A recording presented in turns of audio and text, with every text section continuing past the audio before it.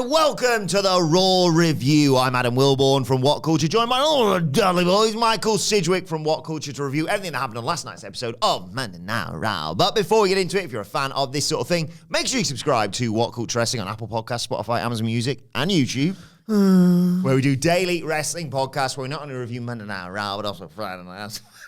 The show formerly known as NXT 2, but AEW Dynamite, AEW Collision, pay-per-views, premium live events. We have interviews, roundtable discussions, and a roundup of the week complete. A bloody good quiz, of course, on Wrestle Culture. As I said, though, joined by Michael Sidgwick to review the Raw before WrestleMania, where yet again the manner was strong. Manner was strong. Rest of the show was not. Maintenance, I guess. Mm-hmm. Like, look, the Bloodline, everything connected with the Bloodline was really, really strong. Everything beyond that, virtually, I thought, give or take this. I am a sucker for a Rocky Balboa montage. So I was kind of into that. I'm a sucker for live action.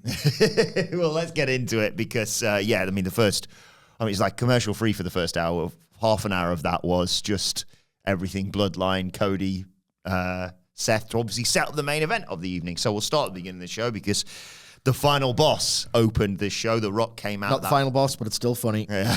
Roman Reigns is the final boss. Yeah. That awesome entrance that he has, which seems to get more and more preposterous each time it happens. His, what we call it, waistcoat, vest? Waistcoat. Yeah. Looked spectacular. And we get obviously a big recap of what happened on last week's Raw and find out that Cody Rhodes is not medically cleared to be here tonight. And The Rock gets in the ring and said, I made that boy bleed. He said he ran that boy's head into his bus, split it wide open. There was blood all over his hands. And as he promised, he took the blood and wiped it on his weight belt. The only thing missing now is the tears of Mama Rhodes. He said he was a man of his word.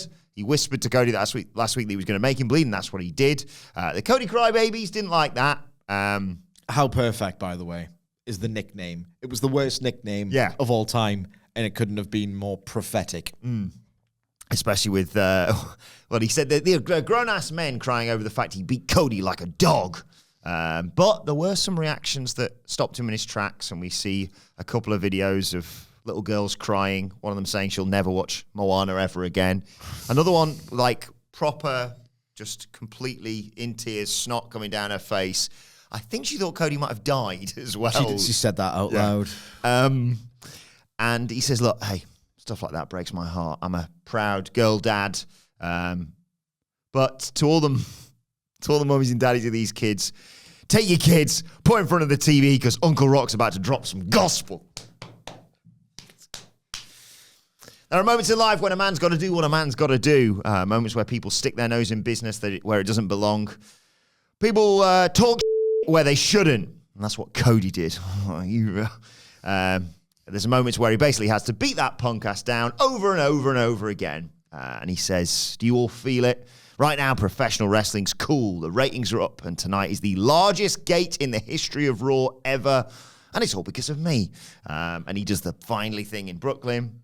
But he says, look, I haven't come alone. And here comes the final boss, Roman Reigns.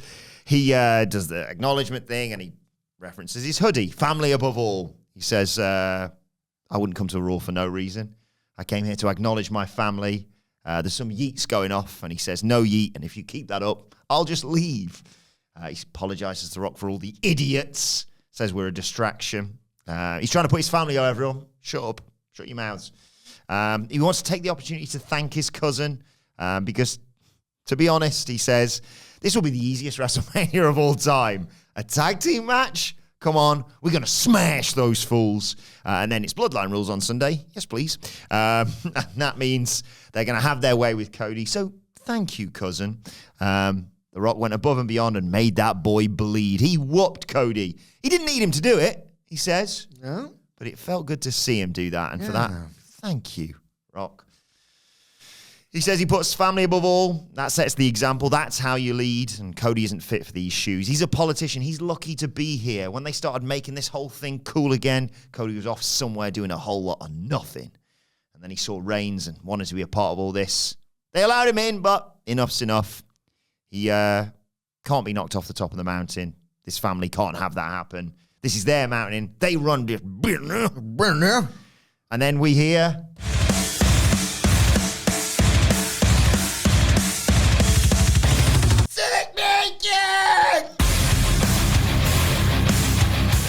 the infamous Seth Rollins music. That everyone loves and sings along to at home and in the crowd. And he's doing the Shield entrance through the crowd, of course. Bitch. And he says, no way I'm walking into that ambush because all the Bloodline are obviously in the ring. And if you want him, come out here and fight all of us. Fight the whole city of Brooklyn. There was a bloke as well. I'm going to do this on visually. Apologies to just the podcast listeners. But we are available as a visual podcast as well. What Culture Wrestling podcast on YouTube. There was a lad who, as Seth was cutting this promo, was basically like this. And I was like, ease up a little, buddy. He needs to cut a promo there. But yeah, he says, last week they crossed the line. The way he feels, the time for talk's over. He wants a fight. And he's not talking about WrestleMania. He wants a fight tonight, and the crowd are loving this. It's the biggest Raw of all time. He said, why don't I have the biggest main event of all time? If this is all here because of you, for all these people, why don't you put your money where your mouths are? And it's... tonight that he wants to face The Rock. Seth Rollins versus The Rock, he pitches. But then he thinks maybe old DJ ain't got the balls. But his cousin may have grown a set. The Rock doesn't want to fight. When it says family above all else, it's not the family. Yeah. Let's save that. Of NXT. Save that for later on today. Yeah. If The Rock doesn't want to fight tonight, how about Roman Reigns? He's going to leave it up to them. Who wants to fight the real champ? Hell, they can even name this stip. Seth doesn't care. Who got the balls? And The Rock says, did you not see what I did to Cody last week? He says, Cody's got brain damage now. Seth doesn't want any of that. He's not fighting The Rock. He's not fighting Roman Reigns either. He's a tough, crazy son of a bitch. But he ain't fighting them. But they have got a plan. And Solo Sikoa grabs a microphone and says, you're not fighting the tribal chief. You're not fighting the final boss tonight. You're fighting me. And Seth says, well, you got the biggest bag in the bloodline. You're on. And The Rock announces, not only is it Solo versus Seth in the main event, but it is Bloodline Rules. Bit of a damp ending to the segment, if I'm being perfectly honest, because Solo Sikoa, after the John Cena match, and to be honest, I thought it was a really well-promoted and booked character, but in terms of the performer, did I really truly buy him as a threat who could go on and supplant Roman Reigns down the line? No, I did not. And then when it's like the bronze medal, like, obviously it's not going to be The Rock, but so the closing part of the segment and then the match later on was very much, right, okay, this is how it has to go on TV, probably for the best, blah, blah, blah. But again, as I said when I interjected, the Cody Crybabies thing, that could not have paid off more handsomely, could it? No. And then they saw the footage, and, you know, I'm a proud dad as well. It just, I mean, I'd like to think you have a soul and care about seeing a kid cry, even if you're not a parent. But it's particularly, I don't know, you feel it a bit more deeply when you've got children of your own. You think, oh, God damn it. I mean, what are those parents doing? First of all, why would you raise them on the Fed if they were going to be wrestling stars? But second of all, it's like, come on. Like, that age, WWE, maybe. The second you see a little bit of clarity, I'll just turn the telly off. Turn the telly off. But that's just me. That's just the way I do things. Everyone's got their own process. And ultimately, in order to put the Rock over as a heel all the more, and that wonderful serendipity of, oh, there's actually Cody Crybabies. This works like goddamn gangbusters. Put it on TV. That's great. So The Rock's performance was fabulous as ever. Roman Reigns in the same ring as The Rock had as much profile, and I think the division of time was really quite astute in that he didn't quite look like a bitch. But speaking of Roman being a bitch, that thing on SmackDown was absolutely pathetic. So if you haven't watched SmackDown nor listened to the review, which we didn't do, it was a long bank holiday weekend here in Blighty. On SmackDown, there was just this segment where Roman Reigns couldn't even take credit for it himself because he's not turning up for that SmackDown. The basic gist is that Paul Heyman says, I know that really well-received angle where The Rock just got even more over by breaking the rules and Cody either juiced or there was a really good bit of fake blood or whatever. It makes it same difference for me. Exactly. I still got the same feeling. That was Roman Reigns. So give him the heat for that. If anything, it's like, are you taking the piss? I understand that there's a dynamic within the story that Rock acknowledged Roman, but come on, that's just the fiction. There's a big story unfolding about Roman Reigns and what star power actually means and what anyone's star power really means compared to The Rock. So the fact that they went, yeah, that's Roman's idea. So he's the real star here. I thought that was genuinely quite sad. I think it's one of the biggest sitcoms in the modern era. So a lot of people will know the analogy. The American Office, I think it's in season 3, where one of the characters, Dwight Schrute, who's afraid of public speaking, wins Salesman of the Year. And as part of that, he then has to go to like a big conference and do a victory speech and what have you. And he hates the idea. So he draws upon his boss. No, he draws upon Jim. A bit of both, whatever. But Jim basically tells him, here's what you should do, and here's how you should gesticulate. And he basically frames him to go on like a dictator, okay? And for whatever reason, like Dwight manages to rouse these people, and he gets this huge ovation for this incredibly problematic speech and body language. And then Michael Scott bombs when he does the introduction, and he feels bad. So he goes to the bar and he, drowns his sorrows. And then he basically, in his head, convinces himself, hang on, well, I gave Dwight the advice and he did a great and well-received speech. So really I should get the credit for that. And the line is, imagine that. I captivated the guy who captivated 1,000 guys. It's Roman Reigns. Roman Reigns is Michael Scott. It's a great shout. Seth got a decent reaction. I think the framing of it wasn't just, that's how he thingied in the Shield. I think the thinking there was, it's a really great visual. Like, I could have anyone, any wrestler, well, within reason. If it's some wrestlers, I wouldn't want to be next to them. But like any name wrestler in the next year, you do go, bloody hell. So I think a lot of people in that audience went, bloody hell, that's Seth. So I think it was a good idea to have him visually surrounding his people. So even though the delivery and the content of his promo was as bog standard and generic as humanly possible. The heel doesn't have balls. He's scared. I mean, this is the thing that babyfaces just say. That was fine. Basically, the problem continues to be The Rock's better than everyone. But they've, through the visual of Seth being in the crowd and Roman getting the same amount of mic time as The Rock, who was off camera, I think they've employed a few production tricks to make this all bigger than it was. Yeah, Roman felt on par with The Rock for the first time in quite some time, I thought. And obviously, I had mixed emotions about them not doing Roman versus Seth, or obviously Rock versus Seth, because I was like, oh my God, that'd be incredible as a go-home thing.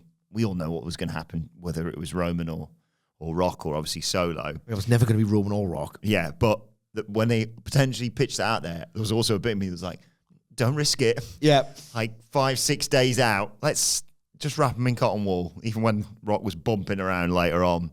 But yeah, it's not like they need to do anything more to sell this. You had it with a bow on top with what happened with Rock last week and Cody. But interesting choice what they chose to follow this with, because we cut to Ariel Helwani's show, which, I mean, if you haven't watched it yet, might as well watch the whole thing. Yeah, love him, I hate him. What a fascinating watch that was. 2.5 hours Punk's on there for, I think. Sometime, yeah. Yeah, and it flies by. Go and check it out. We talked a lot about it in the news earlier on today, of course. But also, Rhea Ripley was on the show, and they're talking about Becky Lynch, and then Becky Lynch calls Ariel, because she was on the previous week, and says, I'm actually outside the building right now. I'm here. And she comes upstairs and gets into a shoving match with Rhea, and the security comes in. Becky and Rhea go back and forth about like Becky's daughter and stuff. Take a swing, bro, basically. And they get separated, and then we see Becky backstage at Raw with Kathy Kelly saying, I'm going to be out in the ring later if Rhea fancies a bare-knuckle fight.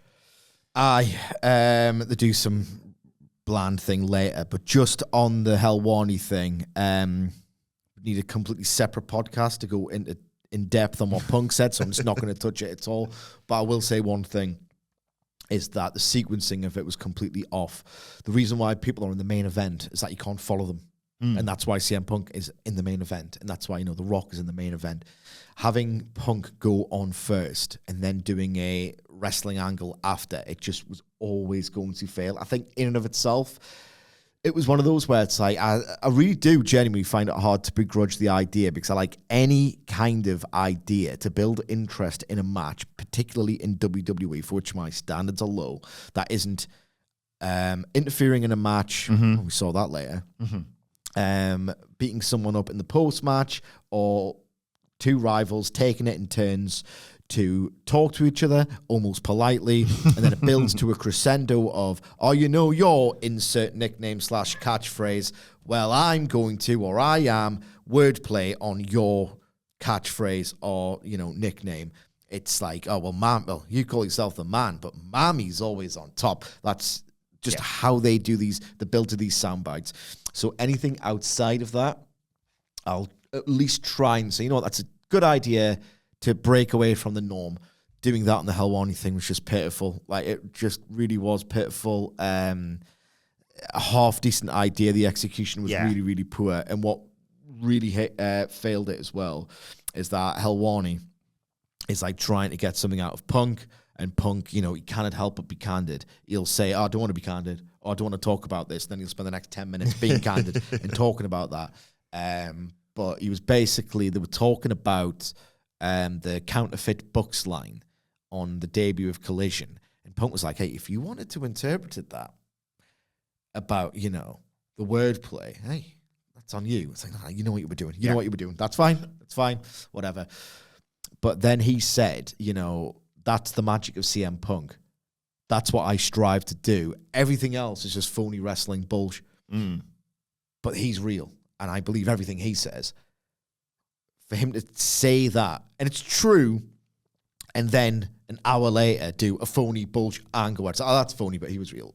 Timing was disastrous, and I don't think the execution of the angle. And what's really bad is that as far as that sort of volley of talk that they do in these Raw segments, as far as that approach goes, I thought they did a really good job with Becky and Rhea last week, because Becky's delivery was so good. Oh, yeah. They should have video packaged this and not touched it. They were never going to get better than that. And now my interest is diminished in the match.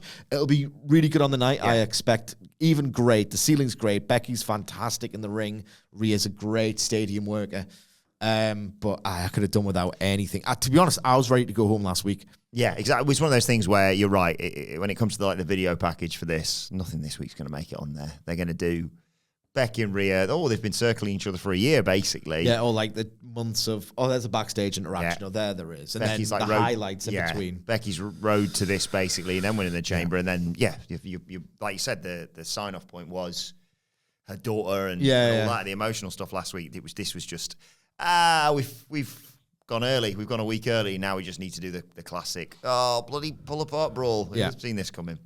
I sense the next match probably got some time cut, because it was a big 8-man involving, the the team that are bringing the tag team titles into the big ladder match, and teams that are going to be involved in it.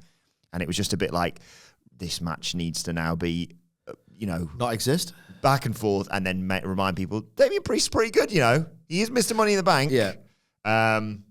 They also noted on commentary, I should say, the match was the New Day, Kofi and Xavier, in a team with Ciampa and Gargano, taking on Finn Balor, Damian Priest, Dominic Mysterio, and JD McDonough. No Rhea Ripley there, but of course, with her, collectively, they're in the Judgment Day. Yeah. On the other side, you know what? I'm feeling a bit fuzzy, my head. Not mentally sharp. I don't know if it's because I haven't been getting some sleep or like the long weekend. But I'm not feeling particularly sharp. I think the solution here is to get my gears whirring. And like, when like you have like a puzzle or something like Wordle. All right, okay, I feel like, I think I need some kind of puzzle to get my mind working a little bit. Do you see where I'm going with this? I do. That's the What Culture live show. No, I'm talking about the Raw Riddle. I'm not sure we haven't for 2 weeks given away. I'll run through it again in case you missed it. We did it on other podcasts last week. Yeah, we're amateurs. Yeah, we're a bit all over the place. But the question I asked you last week, Michael Sidgwick, was there is a one-story house in which everything is yellow. Yellow walls, yellow doors, yellow furniture. But what colour are the stairs? Well, here's how stupid I am. I completely missed the one-story thing. It's a bungalow. There are no stairs. That is the answer to the riddle.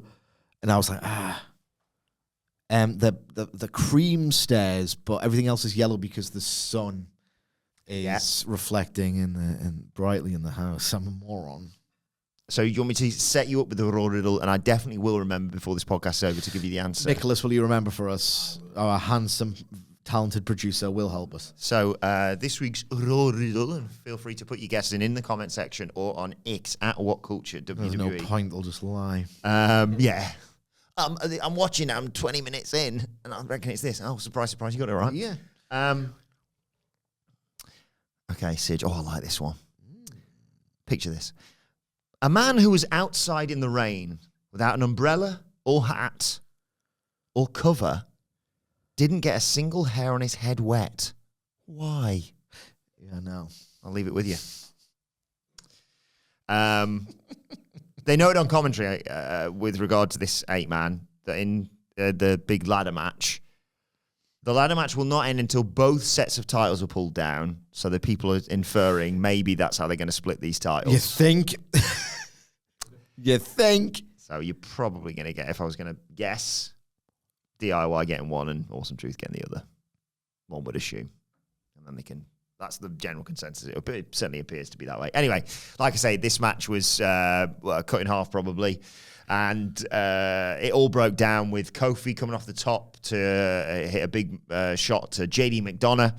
Woods hit a bottom rope DDT. Dom made the save, and then it all falls to pieces. Gargano hit a dive and got me very scared initially. Oh, I overshot that trajectory. He's tweeted he's fine. So that's good. That's good. And then it basically was just Damian Priest dominating, came in, cleaned house, chokeslam, Razor's Edge. He pins Ciampa. Under 5 minutes this went.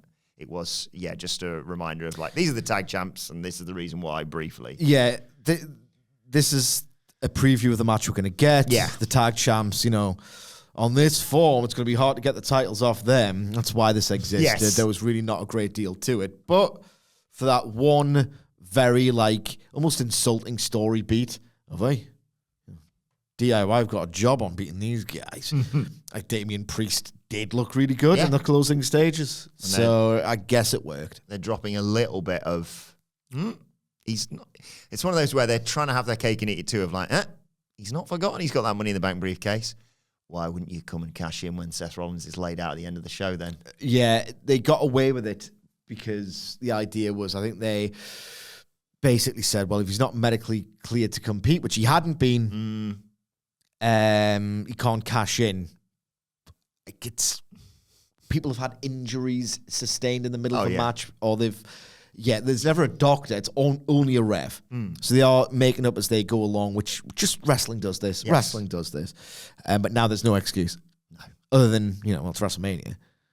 Some really bad fantasy booking of that briefcase online.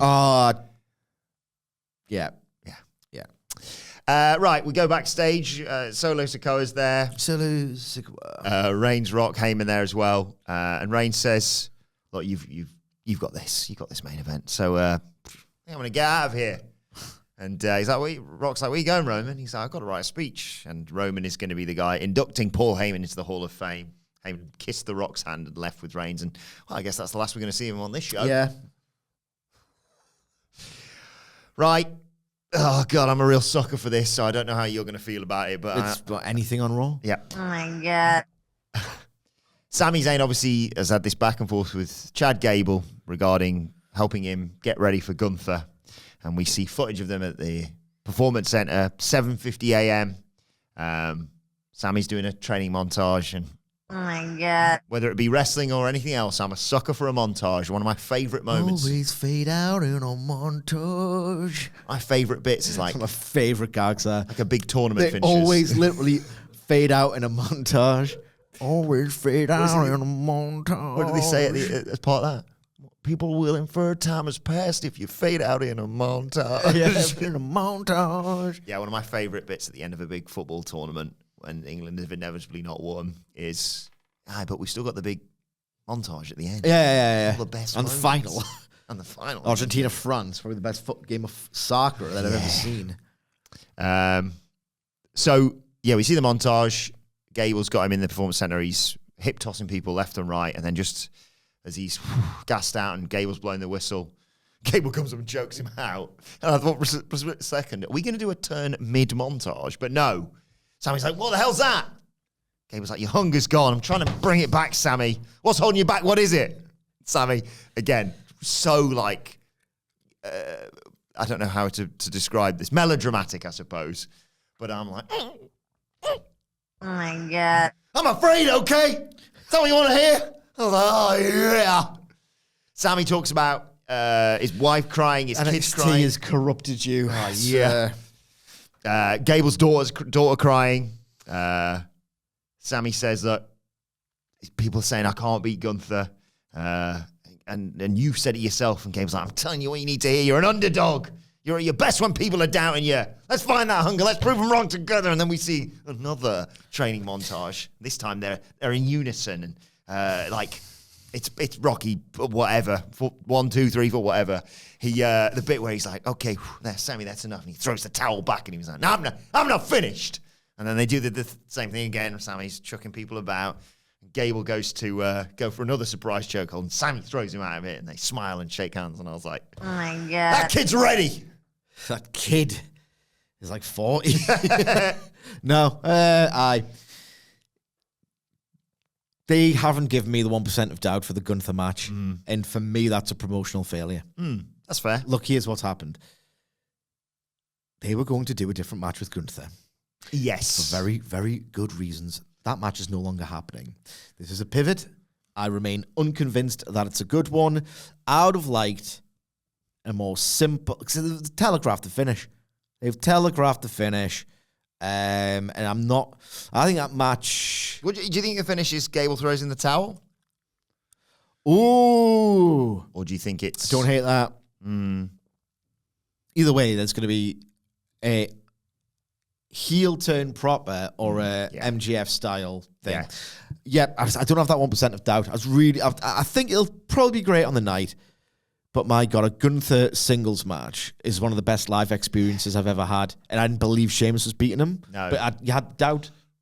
Maybe they'll get it on the night. Maybe on the night, yeah. Exactly. We'll get to the running order of the two nights because it feels like, yet again, night one might be winning this. It's so weird. Like, I don't think... should we do it now? Talk about it now? Yeah, I'll get it. Do you want me to run through it? And then Yes, you can give us please. your thoughts. So, apologies if I've got this all over the place. I did like the fact that Cole was like, 30 hours of live WWE programming this week. And I thought, to be Michael Hamflett right now. He's skipping to the airport right now. He doesn't have a cock left. That's if he ever did. Also, I like the fact that I also like the fact that you've become a sort of reaction meme now on X to certain people, where it's like you going, I think I can smell the pre-com. I was like, I love that that's the thing that... Yep, I'm known for. So, yeah, night one, Saturday night. Rhea versus Becky for the world title, of course. Gunther versus Sammy for the IC title. Jimmy versus Jay. Dakota Kai, Asuka, and Kairi Sane versus Bianca Belair, Naomi, and Jade Cargill. Oh my God. Loved her on SmackDown. The six-pack ladder match. Rey Mysterio and Dragon Lee versus Dominic Mysterio and Santos Escobar. Oh my God. People who've listened to the SmackDown previews and reviews know my love for all that. And then, of course, the Killers in the Jungle versus Cody and Seth. Night 2, Seth versus Drew for the World Heavyweight Championship. Io versus Bayley. Bobby Lashley in the Street Profits versus Karrion Kross and AP in a street fight. Logan Paul versus Kevin Owens versus Randy Orton for the US title. LA Knight versus AJ Styles. I loved his disguise on SmackDown. And, of course, Roman versus Cody. Fingers crossed, Bloodline rules for all the gold. Yeah, I would have done the split differently because I think what happens is this two-night thing, it's the way to do it, especially for WrestleMania. It's weird because now that you've got Triple H and in charge and in the wake of AEW, in the realization of, well, we'd still like to, put them in a place, but they're not really a threat. So they're no longer warehouse talent, and we've seen them shed their skin over and over again periodically since, 2020, when they finally decided, oh, yeah, these people can't leave. It's fine. Oh, you've changed the rules, have you? Now, I don't think there's as much of an incentive to do a 2-night WrestleMania. I'm glad that they're doing it. I think they could still do a 4-hour, there you go. But whatever. But the problem now is that you've seen the set. You've seen some greatness. Maybe greatness doesn't echo greatness, because on night 2, irrespective of the matches, there's always that, is hangover the right cliche here? There's always night 1 was a bit more special. You had the vibe. It's WrestleMania. I'm dead inside about most things, other than food and my family most of the time, and my coffee. But even WrestleMania, when I see this, when I see the vista of fans and the set and just the atmosphere, WrestleMania night 1 over the past 3 years has been like one of my favorite nights as a wrestling fan of the calendar. When you get to night 2, it's like, yep, I've seen it now. I do think there is an attendant problem with doing it for a second night.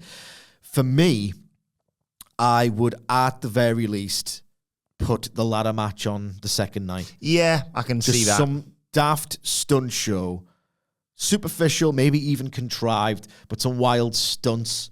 I would have at least swapped that with something else. They're trying to do that with the street fight, aren't they? With Ivar carrying crosses in it.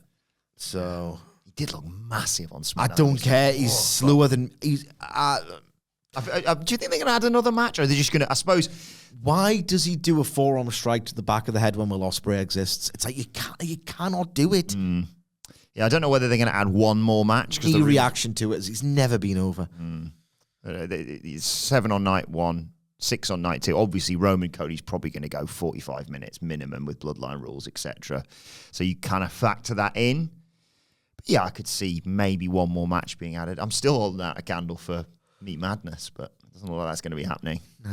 It's a shame. But yeah, really, really excited for all that. And I suppose if you did want to get G'd back up ahead of night 2, if you wanted a amuse-bouche, so to speak, a palate cleanser, you could come to the What Culture live show. It's always sunny at What Culture. You want to hurry up. Yeah, really get a wriggle on with this sort of thing, because tickets are very limited now. I think what are we? Almost single figures, I think. Almost. whatculture.com/tickets. It goes down lunchtime on day 2 of WrestleMania. Don't worry about getting across for night 2. If you turn, that's the thing. Sorry, go on. Well, we're all going, so we're going to make sure we wrap it up in time. Not being funny, but like if you try and turn up on the day, your name's not down, you're not coming in. Too late will be the cry when a man with the deals has passed you by. So, whatculture.com/tickets.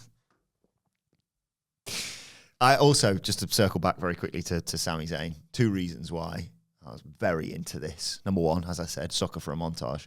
Number 2, we're straight out in a montage. Number 2, there is a bit of me that's like, I'm with you. I'm like, the way this is all going, I can only see one thing happening involving Chad and Sami. And I don't necessarily believe that Gunther's going to drop it to Sami here as a result of all that. And so there's a little bit of me going, oh, no. That means Chad and Sami would have failed, and they'd have to spin off into their own new direction. Who possibly could get called up to the main roster? Who possibly could, I don't know, drop a world title earlier on in the day, in fact, ahead of the IC title match, and then free themselves up for a world title, an IC title program with who's got a history with Gunther. Literally every WWE leaning fan or critic or whoever is like, I can't wait for WrestleMania to get here. I can't wait for it to be over, just so I don't have to listen to that again. But what if? I mean, that's it. Shut up! I haven't even previewed NXT yet. Oh, mate. Oh my God. Just you wait. Right, Judgment Day hanging out in the back. In their clubhouse. in the purple clubhouse, which has got kind of souped up. It's souped up for WrestleMania, it seems. And then go to the effort. Here's Legado del Fantasma. And they're all like, what the hell are you doing here? And it turns out Dom's invited them because obviously he's got this new friendship with Santos Escobar because they both hate his dad. And Damian Priest is like, I said, okay, fair enough, handle your dad at WrestleMania, but this is ridiculous. Cut the crap. He goes to make a phone call, does Priest. And even Rhea, even Mammy, isn't happy with Dom. Dom's like, can you have a word with Damien? He doesn't seem too pleased. And she's like, all right, but we need to communicate better. And then Legado just settle in by playing darts in the clubhouse. Who's in charge? Me, the devil. One eye you.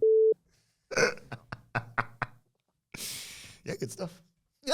And then we got, I thought this was going to be really clever, and then the match happened. Sami Zayn versus Bronson Reed. Why do you think it was going to be clever? Well, I thought it was just going to be very simply, he couldn't beat Bronson Reed last week because he didn't believe it. Now he's gone through the montage. And now he can take on the world. That would have made sense. Yeah, but then they tried to sort of merge 2 weeks of storylines into one.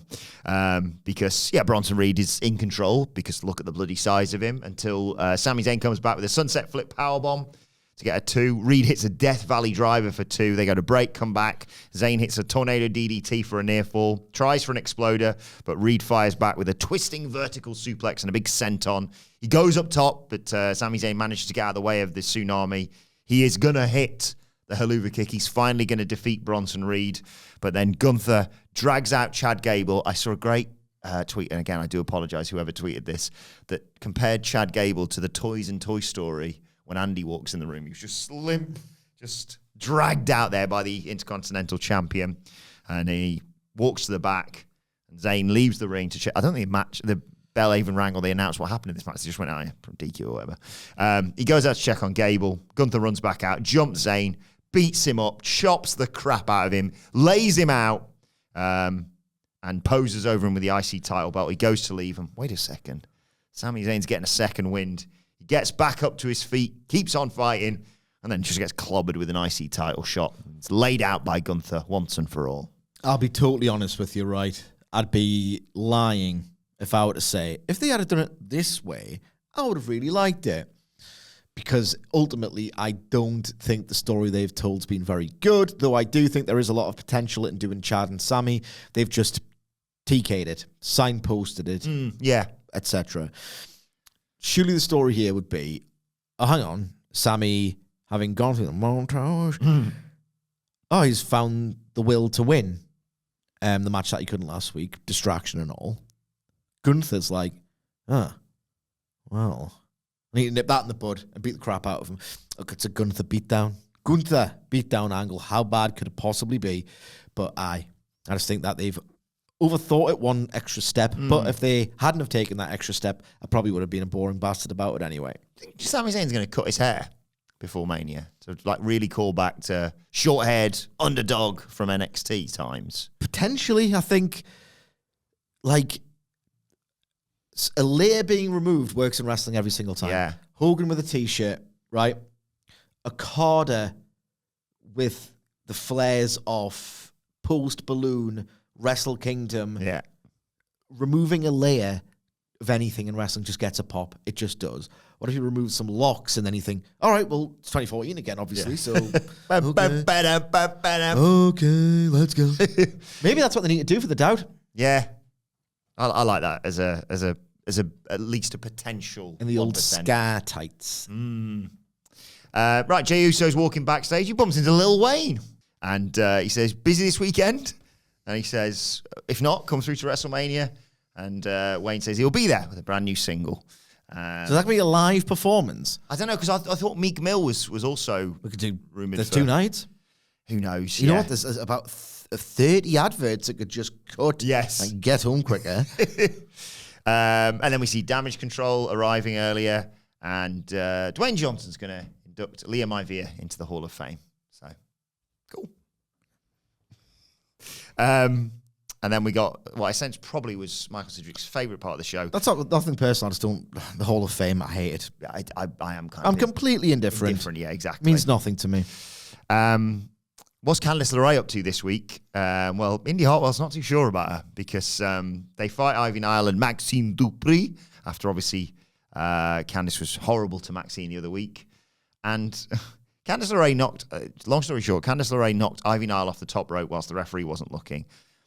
A thing that happens... Long story short, it went like 2 minutes. Yeah, but in terms of like something that happens in almost every wrestling show, referee's not looking, someone gets knocked off the top rope. Indy Hartwell, something like, what the bloody hell's this? What's this now? Where's this come from? What's this now? And so she confronts Candice LeRae about it. Despite the fact she's Have you not worked it out? Just don't come to the ring with her. Don't take the match. The previous 3 weeks, let me get this straight. The previous 3 weeks. Number one, horrible mid-match to Maxine Dupree. Number two, she exploited the injury of Chance and Carter and was like, no, kick her head in. And number three, I think, was just roll up, foot on the ropes. And she was like, bashing people off the top bloody rope. What the hell's this? Candice, eh? I think the Poison Pixie might be a bit corrupted. Anyway, get into it, and bonk heads. Dupree drop kicks Indy into Candice and then rolls up Indy. And LeRae's like, bloody hell, you need to be a baddie. Think about it. And that was that. Jay bumpers into Seth backstage, says, you're crazy, man. But I've got you back the way you had my back last week. And they take a walk together. You do? Sorry, I was drifted off. Jay and Seth. Oh, yeah. Then we get a Drew McIntyre video package. He's in a funeral home looking at a casket. And he's going to give a eulogy, I think, to CM Punk. Look in my eyes. What do you see? CM Punk has no match in Philly. Yeah. He says Punk is an out-of-shape has-been who's brittle and fragile body. Brittle and fragile. Failed him worse than it did in the UFC. Ooh. And now we're just left with a thin-skinned guy who saw Jared Leto as the Joker and built his entire personality off him. He calls Seth cringe lord. He says he deserves all this pain, suffering, and misery. He's begged Drew effectively for it. And he deserves to have his casket closed on his championship reign. He's going to take down the broken down old workhorse out back and put him down once and for all. Amen. Yeah. Doesn't need anything else. Didn't need anything else. This is a bit lame, if I'm being brutally honest. So there's the games I playing on social media. It's like, just log off. We should all take that advice. Yes. I should take my own advice. God damn it, log off. Because there was a thing the other week where Roman Reigns asked someone to do, or maybe he did it himself, maybe he's a Photoshop wizard, of Seth Rollins as the 40-year-old virgin. Oh, yeah. Hang on, I thought his wife, with whom he's had sex in order to create the kid. Yeah. And that's what makes him interesting or whatever. So what is he? Is he a virgin? Or is he someone who has sex with someone to make himself interesting? Make your mind up. Or, is he popping his main event cherry? Is that what he was implying there? Oh, maybe. So God, something in WWE went over my head. I'm gonna retire. Anyway, it's still bad. Still bad. And then Drew said something to Seth, and then something, and then Drew said something amidst all this to the effect of, why don't I call you Stinky Seth? And then I'd be on the level of your great wit or whatever. Mm-hmm. And then Drew on social media went, because I think they've all got their own emojis now on Twitter, the hashtags. They've all got their own hashtag. I see. Yeah. And he goes, I've got my own emoji. And it's like hashtag Drew McIntyre with his face. It's a generic long brown hair emoji. And Seth's got his own. And it's literally turd clown face. And it's like, well, hang on, weren't you? So is that a bit on top of a bit? Or do you just not? Or do you have patter sometimes and not? Yeah. It's basically shut up and get in the ring. I mean, I was fine with all this, but I think because it's got poo in it. I didn't know about any of that bit, but I in terms of the eulogy and what have you, it was just like, it doesn't need anything else, and it was just a bit of a vignette. I was more entertained by Drew later. We'll get to that. They announced the Andre the Giant Memorial Battle Royal is going to go down on SmackDown. Thank goodness. And to sort of set that up, we had Ricochet versus Ivar yet again. Michael Sidgwick, another Ivar match that's not Viking rules. No time for it. I mean, Ricochet's mint, obviously, and that phenomenal match with JD McDonough last week, which was really elevated by the crowd. Again here, packed out Barclays Center, him versus Ivar. He's always been exceptional in terms of in-ring. And then he pulled out something here that I've never seen him do against someone like Ivar, and it just popped me all over again, and it felt like they were tipping him for, obviously, the Battle Royal, especially with the Judgment Day stuff afterwards. But yeah, Ricochet head scissors Ivar out to the floor early on, but he gets dropped onto the apron for a break. We come back. And Ivar's already done the squish. I love the move. The squish crossbody against the... Why? You should probably stop going for it. Yeah, probably goes for it a second time. And Ricochet moves. And he hits a big running flip dive for a knockdown. Springboard clothesline gets him back inside. There's a running shooting star for 2. Ivar comes back with a sit-out powerbomb for 2. And he got a springboard crossbody himself for a near fall as well. Went for the corner splash, but Ricochet caught him and hit a fall-away slam. Oh my God. People forget how strong he is. Yeah. You know what? I've not actually listened to Observer Radio yet. I bet you any money Melter makes that point as well. He hits a 630 and gets the 1-2-3, basically. Fun match. Freaking strong. But he is. It was good. It was good. And then we cut back to the clubhouse. Priest annoyed that they haven't handled Ricochet, basically. Balor, whose face was messed up, by the way. I think they said from a New Day thing on the live event schedule thing. He says, what kind of name's Ricochet anyway? And he says, don't worry, we'll deal with him in the Battle Royal. And Dom says, speaking of that, I've got just the man for the job. And in comes Andrade. And, Santos Escobar and the boys are still here as well. They're still playing darts. He says, Andrade, if you take care of Ricochet, we'll make you an official member of the crew. And Andrade's like, so you need me to take care of your business? I was like, no, we just want you to. And Ripley's like, I've heard Becky's on the way to the ring. I'm going to go and kick her ass. And Priest is still annoyed they're playing darts in the clubhouse, basically. Yeah. What's going on with this Andrade thing right now? But we'll see. He's not a star, I'll tell you that. It's going to be resolved on the SmackDown before Mania. Or heavily featured. Becky Lynch storms out to the ring, says, come on, let's have a bare knuckle fight then. I've seen there's a new Ronnie Pickering doing the rounds today, by the way. I didn't watch the video, I just saw it came up and I was like, It's either, well, it's probably staged, as most things are on the internet nowadays, but even if it isn't, it's very, very British. Basically, long story short, a bloke's been driving 20 miles an hour in a 40 zone, and someone's bibbed him and gone round, and then this bloke's got annoyed. What's bibbed? Give me a old bit of a parping. Bib, bib. Oh, right. Yeah, give him a bibbing. And bloke's got annoyed that they've given him a parping and driven round him. And he said, what are you doing? What are you playing at? Beeping at me and swerving around my car and stuff. And they're like, you're driving 20 and a 40. He's like, well, 40 is the maximum. And he gets 2 boxing gloves out of his boot. And I'm like, come on, let's have a fight. And they're odd ones as well. One's red and one looks like it's from like the 1930s. Just class. Okay. Anyway, yeah, come out and fight, Rhea Ripley. But she doesn't come out. Instead, Postman Pierce does. Says, we're not doing this tonight. Come on. We can't jeopardize one of the biggest matches. All right, why didn't you send security out during the main event then? Well, they were busy with this, clearly. That was resolved, actually. Calls out security. Pierce says, hey, come on. Wait till WrestleMania. Please get out of the ring. They didn't wait till WrestleMania in the main event segment. That's Bloodline rules, so his hands are tied. His hands are tied. No, but it's after the match. It doesn't matter. Yeah. Nothing does. Rhea Ripley storms out. He's like, please, no. Tries to go to the ring. He's like, come on. She goes, oh, fair enough. Then she obviously doubles back, throws a title in his face, and runs through security. Becky's there. They sort of pull apart. You've seen this a million times. Yeah.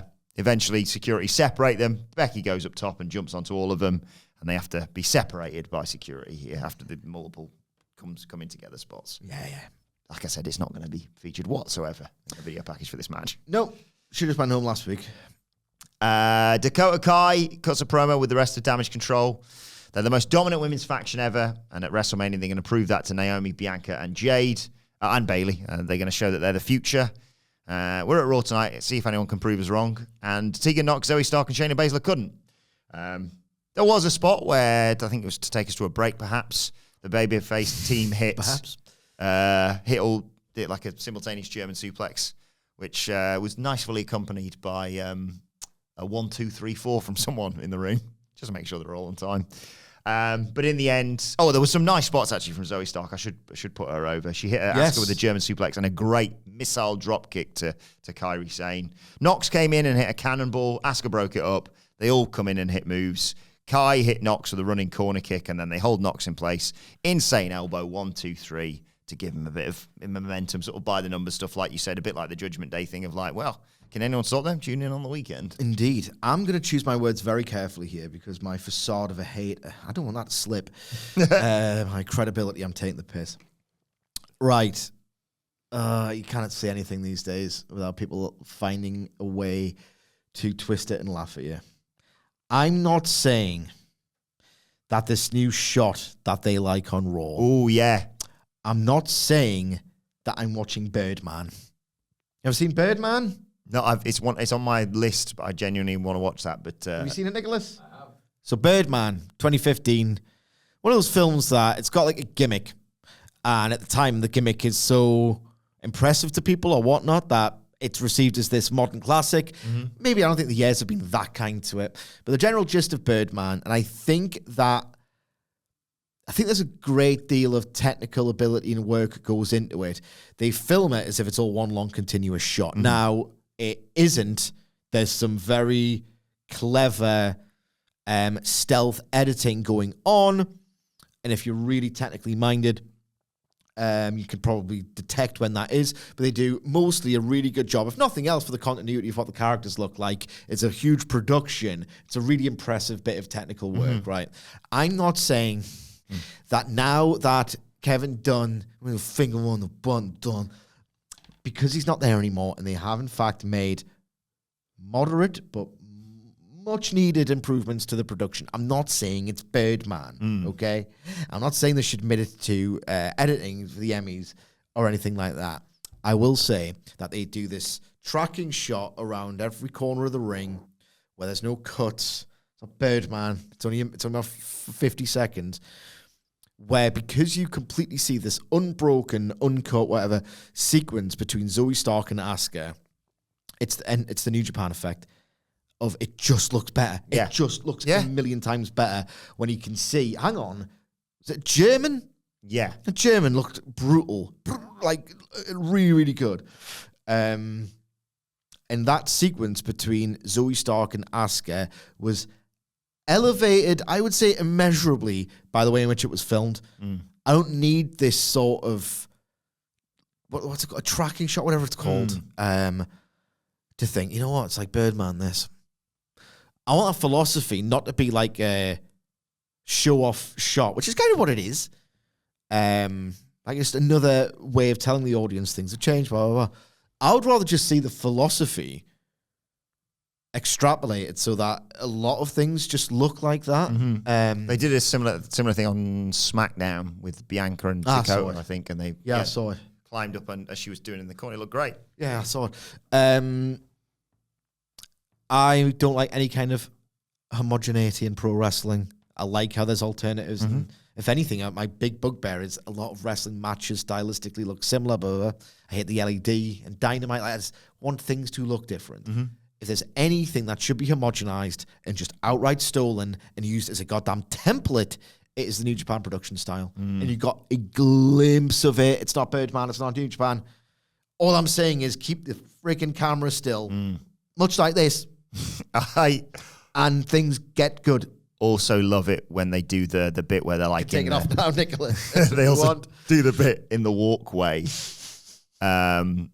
where they go from like the concession stand through and just, you know, it just looks ridiculous when you're in that, especially like the Barclays with like 15,000 or whatever it is. Before we get to this main event, because there was a bit with Rollins that sort of factors into it, and that was a bit I saw on Twitter where they said they've sacked Kevin Dunn and hired Martin Scorsese for this. Like, is that Kevin Nash? Calm down a little bit there. But let's circle back to that in a second because it's now time for the reveal of the Royal Riddle. So, Michael Sidgwick, the old brain teaser that I hit you with earlier. A man who was outside in the rain without an umbrella or a hat or cover didn't get a single hair on his head wet. Why? Because he doesn't have any hair. Bingo! The big old baldy is the correct answer. That's this week's Royal Riddle. Yes. Yeah. Oh. No. I got me. Because I didn't get me the time. Some more great ones to hit you with in the coming weeks. Stick around. So Kathy Kelly's chatting with Seth in the back. They're doing like a walk and talk bit. Why would you accept a match this close to Mania? Ron said he has only one gear, pedal to the metal. And he always has a plan B. The thing. And then this is the bit that popped me far more than that casket funeral home video package thing with Drew. Rollins is walking to the ring. Drew's just chilling out on his route. And Rollins says, I ain't dead yet. And as he walks past, Drew just goes, yeah. I don't know why that tickled me so much. And then we got their new approach of making Seth Rollins look like this absolute geek at all times is not really good. We got Seth versus Or conversely, it is. Just a little taster for Bloodline. A little rules. taste. I'm very confident that Cody's going to finish the story. Very confident, obviously. He said that was going to happen at SummerSlam, though. So. No, I don't remember that. I think that was AI that people just, cobbled together with my voice because I was doing too many bloody podcasts, if anything. But I would bet my goddamn house that the Killers in the Jungle win night one. You don't give people a taste of Bloodline rules and go, well, none of that on night two. I don't give them a taste of a heat angle. Yeah. So they fight to the floor early on. I love it. They fight to the floor early on. Sikoa missed a charge into the steps. Sikoa sent Rollins into the barricade, but Rollins fires back by just hoying some chairs at his head. DDT'd him onto the open chair. Always scares me, those sort of spots, because I'm like, that looked good. Break off into... and Seth answers the crowd's request and gets a table, but it takes too long, and Sikoa hits him with a Super Samoan drop through the table to take us to a break. When we come back, Sikoa's in control, but misses a running hip attack and nails the steps instead. So Rollins picks up the steps and smashes him in his face. Tries to suplex him into a table that he set up in the ring. Sikoa cut him off, but Rollins always makes me worried when he does this because of all the knee problems, particularly this close to WrestleMania. Gets him with that sunset flip powerbomb through the table. Curb stomp to Solo Sikoa. He's got the match won, but before he can get the pinfall, Jimmy Uso attacks. Bloodline rules, no DQ, of course. Jay comes in and takes out Jimmy. They fight through the back through the curtain, and then you just see Jay. The only way I can compare this cell or this bump was, do you remember once when I think it's what I might have got this the wrong way around. I think Triple H was getting beaten up by the Spirit Squad. I would never remember that. And Vince is, saying, "Oh, get Mikey and Nikki out there," and he's like, "One more, let's get Kenny out there." And this body comes flying out the back, and then I think Shawn walks out. Oh, it's the other way around, and Triple H walks out, or whatever. That's how Jay went flying back through the curtain. And there's only one man who could do that to him, and it is, of course, The Rock. Oh my God. And he marches down to the ring, manna out of his ass, stares down Rollins. Rollins looks like, I've been outsmarted by the Bloodline rules, and then he just smiles at The Rock. And Cody Rhodes' music hits, and the roof comes off the Barclays. Well, I'm smoking beers. He comes out, he's got a big thing over his eyebrow, he got busted open. He attacks The Rock. The Rock, I just love The Rock selling. What bloody hell? He's selling spectacular. They set The Rock up effectively for a rock bottom through the table, and the crowd are like, oh my God, I can't believe we're going to get this. But just before they can hit it, Cody and Seth, or Cody, I should say, who returns, but I thought you said you were leaving. Roman Reigns is back. He saves The Rock, sends Seth into the post. The Rock fights back with Cody, and Reigns grabs Cody and sends him into the post. There's some CM Punk chants here. I thought, guys, he's injured. What's he going to do? Reigns hits Rollins with a Superman punch when they go back into the ring. Rock chucks Cody in there, and he gets cut in half with a Roman Reigns spear. Reigns yells down to the camera, "This is it. This is everything." And they clap hands. They hug. Mania signs, shining bright over them. And the beatdown's done. They're standing tall. But Roman Reigns just checks his watch and goes, "We've got a few minutes left if you want." And so The Rock says, "Actually, I've got something a little bit extra planned for them." and he reveals a new weightlifting belt. Blue, white, red, nightmare weight belt.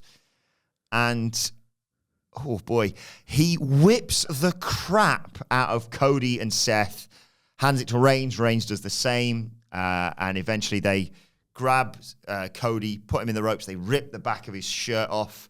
And Cody just gets whipped repeatedly by The Rock with his weight belt. Crowd are chanting, Rocky sucks. And The Rock and Roman Reigns with the world title and The Rock with just his weight belt, stand tall, holding up their belts as the show goes off the air.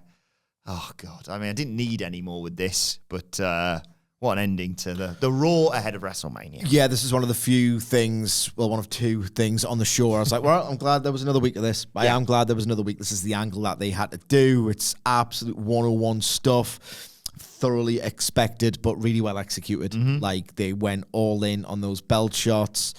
They kind of save it for Mania. Well, if you want to use headcanon, and usually I don't, I'm not very generous when it comes to this promotion, but you know what? The Rock's on the board.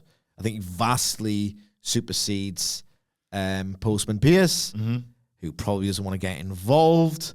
So if you see like directors at work having a chat, the last thing you're going to say is, well, I would actually do it differently. You know what I mean? Yeah. You put yourself in the position of these characters in this fictional world, what you're meant to do. You can't, I was being facetious earlier, you probably can't explain it away by saying, if I can see two directors or two like upper management people on discussion, even if it's pertaining to something, I think you should do it like this. It's like, nope, nothing to do with me, this, well above my pay grade. Have at it. I didn't hold back on the belt shots. Really hot. Watching The Rock do literally anything is just tits. So, no, I was happy with this, but genuinely, just a Raw that didn't need to exist. Yeah, we're already sold on Mania, of course. So, let us know your thoughts on the Raw before WrestleMania in the comment section below, or on X at WhatCultureWWE. Actually, you can follow both of us. You can follow Michael Sidgwick at M. Sidgwick. You can follow me at Adam Wilbourn. Follow our brilliant producer at It's Adam Nicholas. And make sure you subscribe to What Culture Wrestling, wherever you get your podcasts from, for daily wrestling podcasts. Me and Sid will be back later on today to preview the Stand and Deliver Go Home show for NXT. And then that's it for our podcasts from here in England, at least, because we are heading over to Philadelphia tomorrow. The schedule's going to be a bit all over the place for the next 24 to 48 hours, but yes, we will get settled in, and then all the build-up to WrestleMania, and more importantly, it's always sunny at What Culture, whatculture.com/tickets. But you're going to say it. More importantly, Stand and Deliver. Yeah, more on that later on today. But for now, this has been the Raw Review. My thanks to Michael Sidgwick. Thank you for joining us, and we will see you soon.